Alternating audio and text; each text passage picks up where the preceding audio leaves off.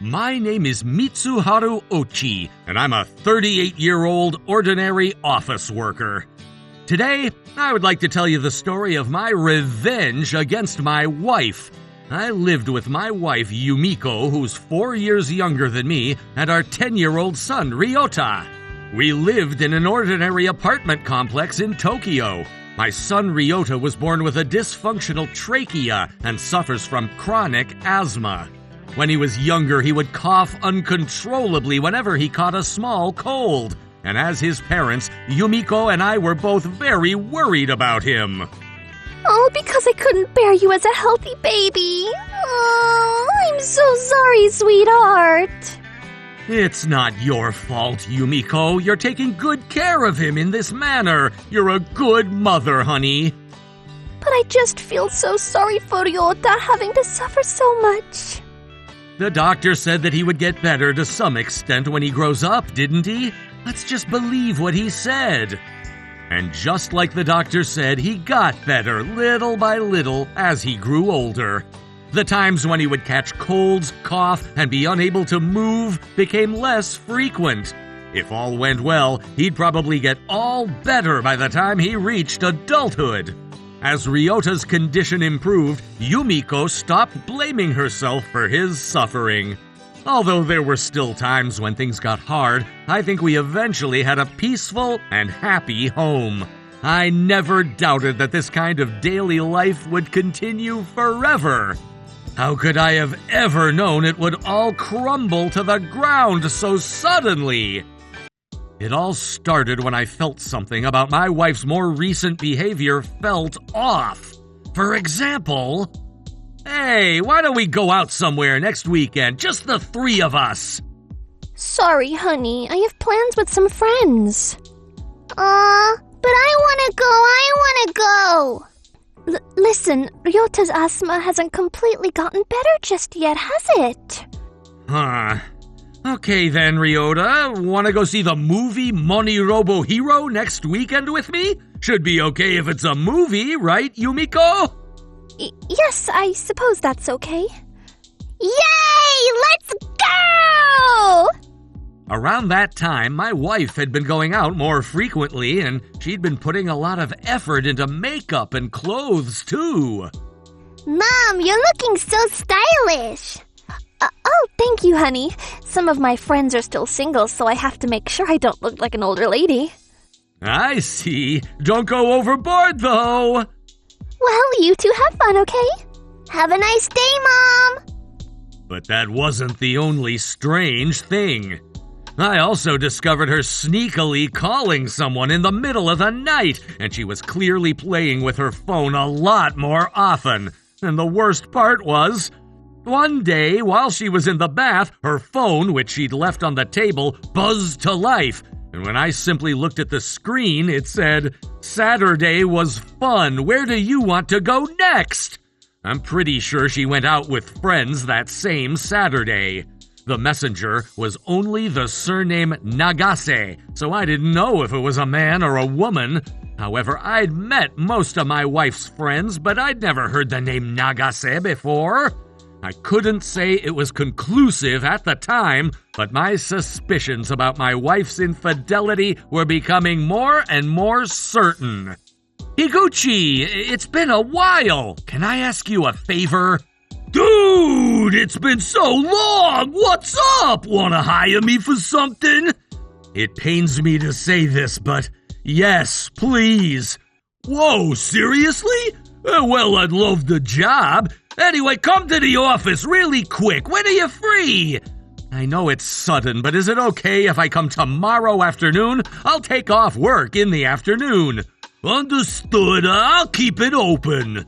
I asked a detective friend of mine, Higuchi, to do a quick investigation of my wife. However, I don't know if it was good timing or not, but right after I asked him, I was scheduled to go on a business trip. I have to leave for Osaka for 2 weeks, starting the day after tomorrow. No, Mitsuharu, this might be awesome timing! What do you mean? Because if she is guilty, she can have an affair as much as she wants with her husband gone. Isn't that right? She'll possibly take bolder actions than ever before, and it'll be easier to get evidence. I see. It's important to think things through, I guess. Well then, thanks for the opportunity, dude. So I asked Higuchi to investigate my wife's case and left for Osaka. Although I had strong suspicions, deep down I hoped that it was not the case and that I was mistaken. Sometimes the thought of my wife's affair would come to mind and I would be unable to concentrate on my work for some time. However, my business trip would end in just 1 week instead of 2, and the reason was... I'm on the bullet train now. I couldn't understand the voicemail, so explain it to me again.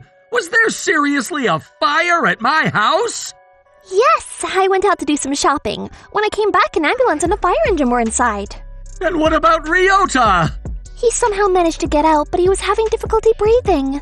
How is he doing now? He was taken to the emergency room. I was told to stay outside, so... Will he survive? I don't know.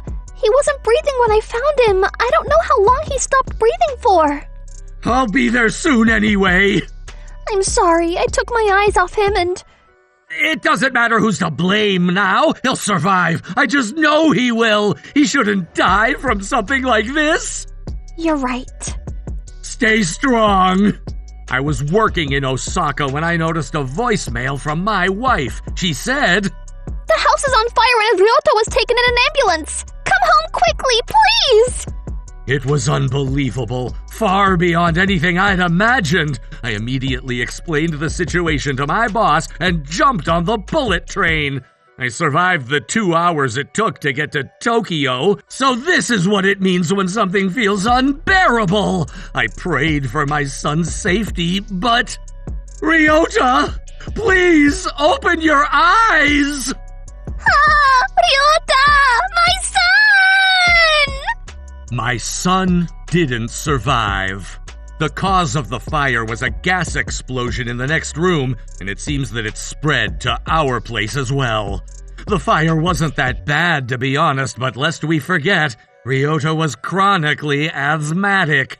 He inhaled a lot of smoke, which caused him to have a dangerous attack.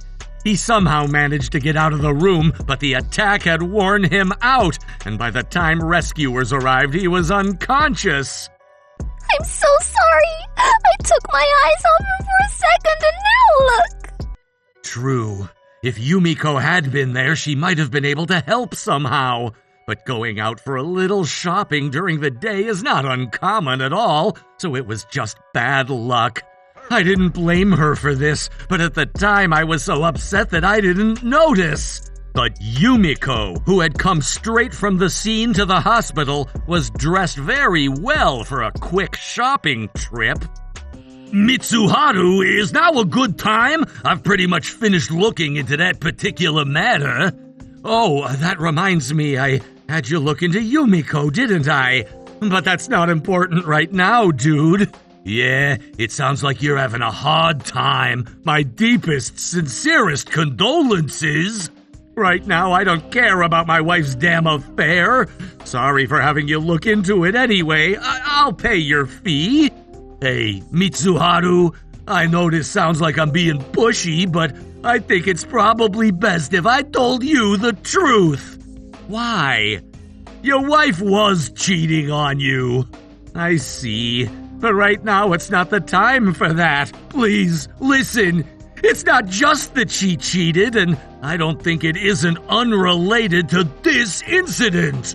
What's going on? I have to show you a few things that aren't appropriate for messages. Let's meet up and talk it through. I'll keep it short.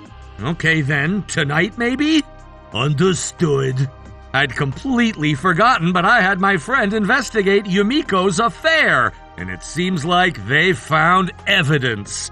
I seriously didn't care about my wife's affair at this point, but Higuchi's words were so suggestive that I got curious. So I decided to meet him and listen to what he had to say. According to him, Yumiko was indeed having an affair with a young man named Nagase.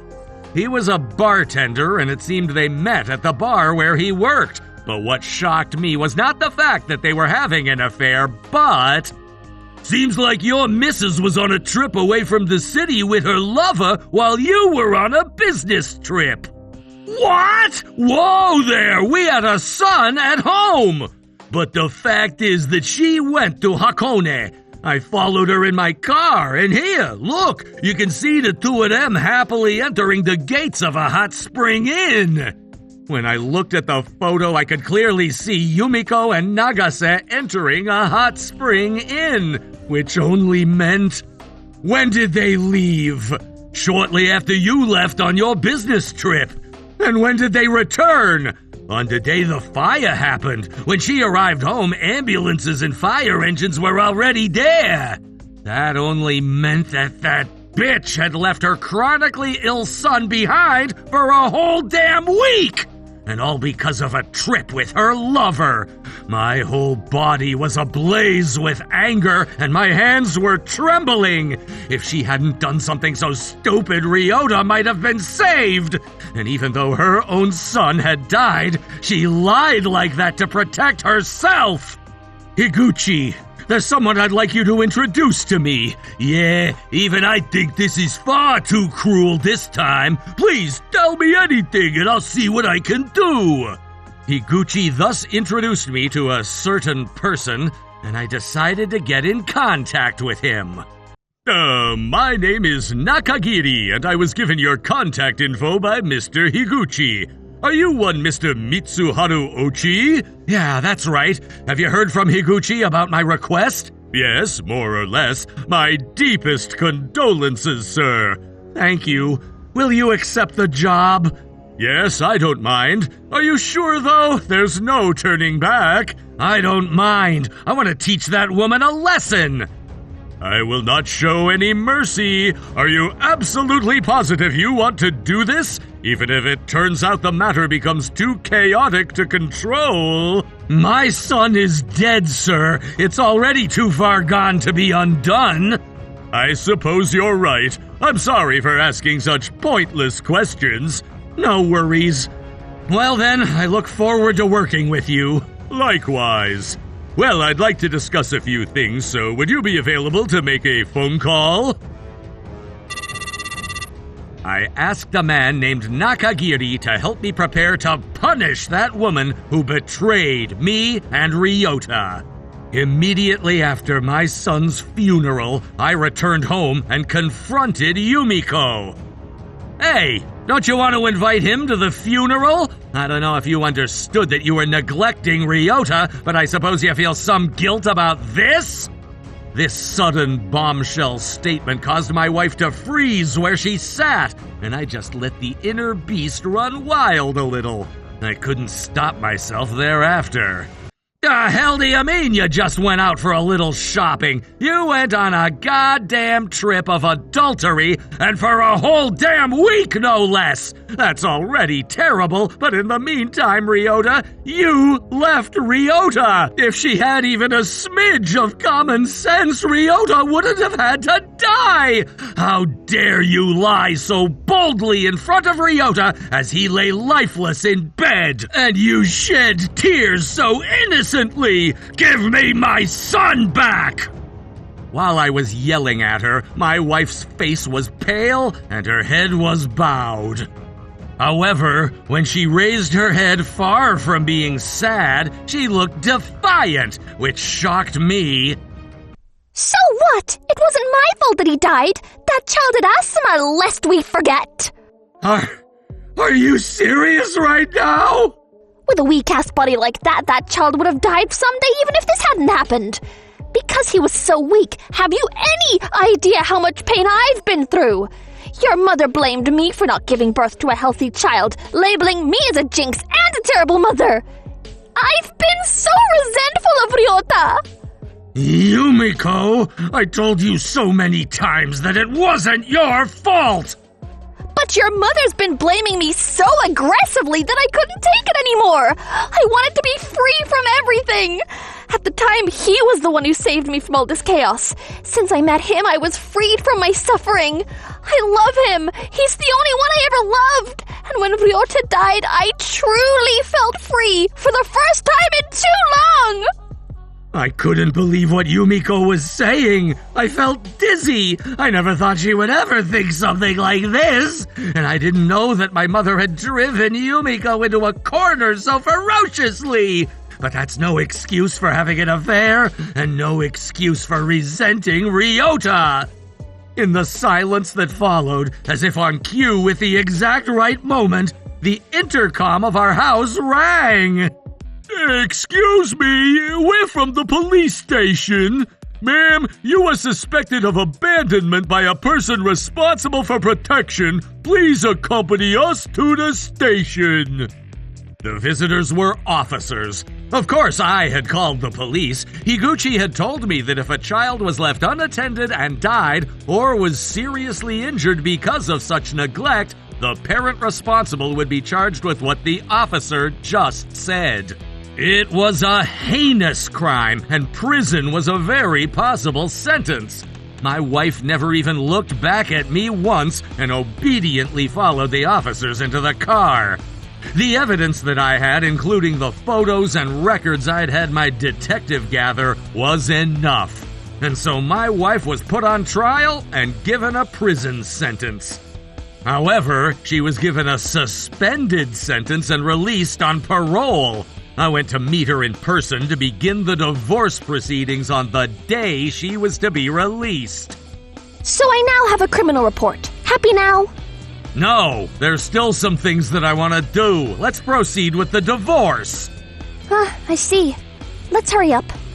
I was sure she didn't have any remorse towards what she did to us. I could really sense her aura that she wanted to go back to her lover as soon as possible. But my revenge was far from being over. I threw the document I had in my hand in her face. What is this? It's not a divorce registration. Read it. It'll tell you the situation you're in. But this is... What I gave her was a printout of a screenshot of a page from a bulletin board and social media. It had Yumiko's face, full name, hometown, and even the schools she went to all spread around on the internet. I also had Nagase, her partner in crime, and his personal information exposed in detail similarly. The man responsible, Nakagiri, the same man Higuchi introduced me to, was a freelance reporter. To think that a mother could be so cruel, though! I don't want to believe it either. Well, let's just bring them together and send them straight to hell. Please do it thoroughly. Leave it to me. This is much better than chasing stupid celebrity gossip. Because of my job, I'm going to hell anyway. So I need to send as many people as possible to hell before I go. He that hurts another hurts himself. I'm prepared to go to hell too. Awesome! Let's get going with the scheme then. I asked him to write up the details of the incident I told him about in a magazine. The headline was, "Devilish Mother from Hell Leaves Her Chronically Ill Son Behind for a Week of Adultery Vacation. Son Bites the Dust After a Catastrophic Fire." It was told in great detail online. Furthermore, since he himself has a strong influence on social media, I asked him to spread the word about this incident, not only in magazines, but also in the social media community. Since it was a hugely hot topic, it quickly became a hot spot. Once that was done, it was easy to finish it off. The world today is merciless to those who are cruel. There were many people who took the time and effort to find out and expose their personal information, even though it brought them no profit at all. Now she has become a person to go down in history as the Demon Mother. This is too much! And what's more, even he's been attacked? Our lives are a mess now! We can't survive in society anymore! I told her just one thing after she started playing the victim. Ryota's life was stolen from him. Don't cry about something as merciful as this. No, honestly, I did think about killing her. Now that Ryota was gone, I had nothing to lose. But I wanted to make sure she experienced hell at least once, so I took this approach. By the way, I also investigated my mother, who drove Yumiko to do something like this, and now she's become mentally ill after being interviewed by the media. Now she's having her ill-gotten peace in a nursing home far away. I thought that Mom, who was an indirect cause of this whole incident, should also be punished. So I left Yumiko, who sat down and didn't move a muscle thereafter, and left the place. Actually, I had requested that the divorce procedures be done through a lawyer, and the documents were to be sent to Yumiko's guarantor, her mother, in the near future. And 2 months later, Yumiko and I were divorced without any problems. However, it seems that Yumiko's family was also caught in the firestorm from mainstream media, and they had no choice but to go to a place far away. That's why it took 2 months to get divorced. By the way, I also wanted to claim alimony from Yumiko, but she was not recognized as being able to pay, so the demand for alimony was unsuccessful. I did more than just demand alimony anyway. I won't complain about this. This incident will fade away before long, and people will forget about Yumiko. But there's no doubt that her legacy will remain on the internet for a long time to come. At best, she can live the rest of her life in fear of other people's cold stares. Ryota, I'm sorry. You loved your mother so much, but things turned out this way.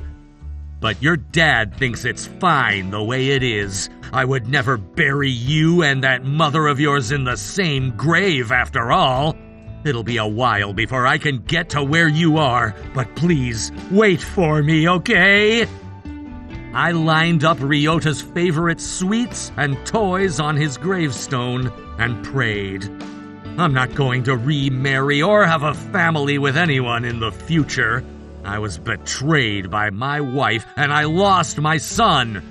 I'm no longer a person who can trust anyone ever again. I'm sure there will come a time when I can't bear the loneliness. At that time, though, I'll remember what Yumiko did to me. I'll remember my son who paid the price. Yumiko, you think you went to hell all alone, but that's not the case. I'll live and taste hell until I'm on my deathbed, too.